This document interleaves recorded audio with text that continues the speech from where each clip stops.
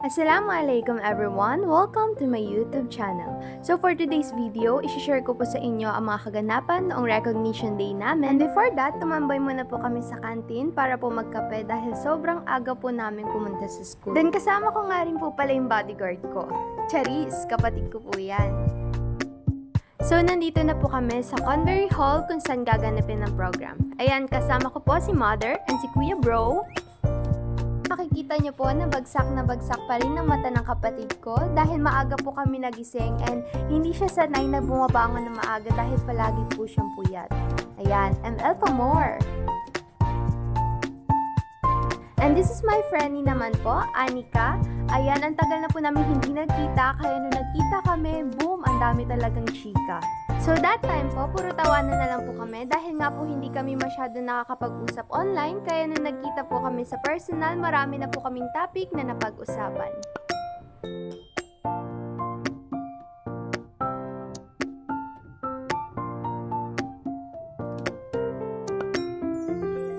By the way guys, si Anika nga po pala ay elementary classmate and bestie ko rin po from grade 2 to grade 6.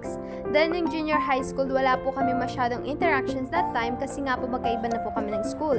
And nung grade 11 naman po, laking tuwa po namin sapagkat naging mag-classmate po ulit kami. #comebackyarn. Ang tagal po namin nakatayo dyan at nagdadaldalan lang together and konting pictures.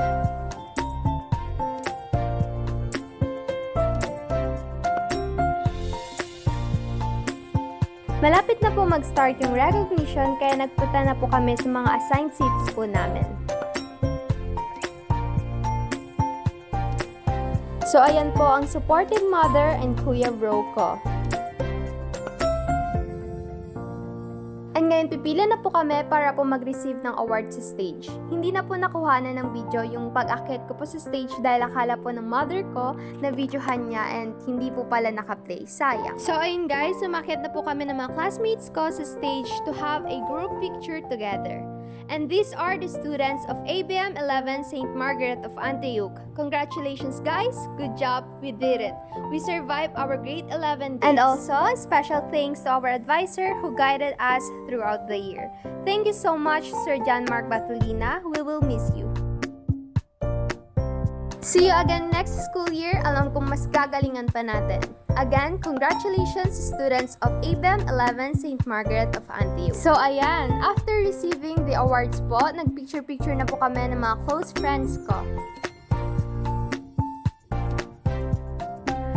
And of course, hindi pwedeng hindi ko daanan ang childhood bestie ko na si Ayaz.